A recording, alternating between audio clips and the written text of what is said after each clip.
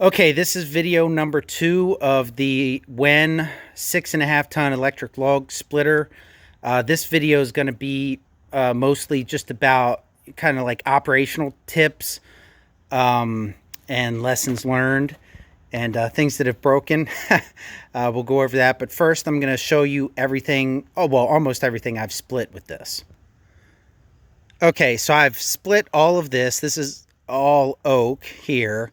You can see some pieces I still have to split. This is 2 different piles. This is all just outside campfire wood. I split some of that with it, but I've split an entire fresh pile of oak about that size with it, but I burned it this past winter. Okay, so then I split all of that. Oh wait, there's nothing there. It's this. So this is a mix of poplar. Here's the tree that it came from, and then there's some oak. I've pretty much cut up most of that. So I did all of this. So you can see, so this is poplar, and then these 2 rows are oak. Then I'll go around to the back here. These are 3 deep, and no making fun of my stacking here. Did the best I could. There's a poplar end here, but then the rest of this back row here is oak.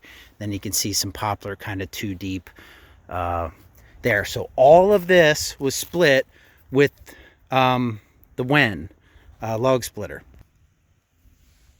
Okay, and then this is all red oak. You can kind of see the first 2 rows have been seasoning for almost a year, and then this back row I just split this year. You can see it goes all the way around. Well, there's a little weird thing there in the center, and then there. And I've got plenty left to cut up. Actually, there's 2 laying over there too. So that, again, all with the Wen. And then here's my last pile. It's a work in progress that I've split with the Wen. You can see a couple pieces here. They're a little knotty, and they just weren't worth, messing around with them. My end fell down, and that's what was left. So that's, I think there's about a cord here, and then I've got a little bit more to cut up, as you can see. I don't know why I didn't split that one there. I don't, by the way, these Ys, I don't mess with them. They're just too, sometimes maybe I'll cut them down a little closer than that, but it's just too much work for what you get out of it. Same thing here. This is like this is a pretty big thing. You had a regular log splitter, this would be no problem. 10, 20 ton or whatever, I think some of the gas ones get up to, but the Wen is definitely, gonna have a hard time with some of the knots in this, unless you cut it real short. Like if you cut, maybe make this into 3 pieces almost, you might make some progress, but again, just too much work. Okay, so back here at the splitter, let's get to tips.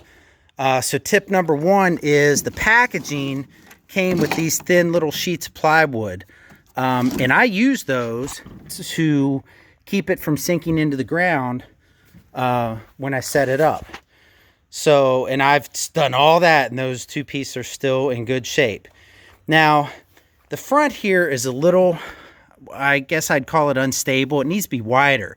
So that's actually what that 2x4 there was. I had run some screws through it, but then they came out. So I got to actually use bolts, but it went, here I'll sort of position it, it went this way, right? And that really, actually gave it a better handle when you're trying to pick the front end up, and it made it more stable. So I'm going to fix that. I'm going to drill them out a little more, and I'm going to put bolts through it to hold it better. Obviously, don't forget to open this when it's in use. You can hear the air when it's open. So if you don't hear it, you got a problem. After a while, here's another tip. This wedge will dull. I have a Harbor Freight grinder, and I sharpen it some. You could also just file it, but I mean, it got pretty, actually starting to get flat again, but it got pretty flat on me. So that's another tip. So like I said, I use these pieces of wood on the feet here. So you want to keep this motor clear, right? You don't want these feet sinking down in the mud. So definitely be careful with that. Here's another tip. If you ever get a piece of wood wedged under here and the ram is stuck, there's 4 bolts here. 1, 2, there's one on the other side. I actually stripped this one trying to take it out. So what I thought was I could just, release the whole ram, and that would, let me get the wood out. Because, I tried beating it. I tried to chisel, all kinds of stuff. What I found out was you don't need to take these all the way out. Just loosen them. And there's enough play here that, that it lifts the ram up and you can work it free. Now, this was just temporary. This is a ball joint off my lawnmower. I bought another bolt for it.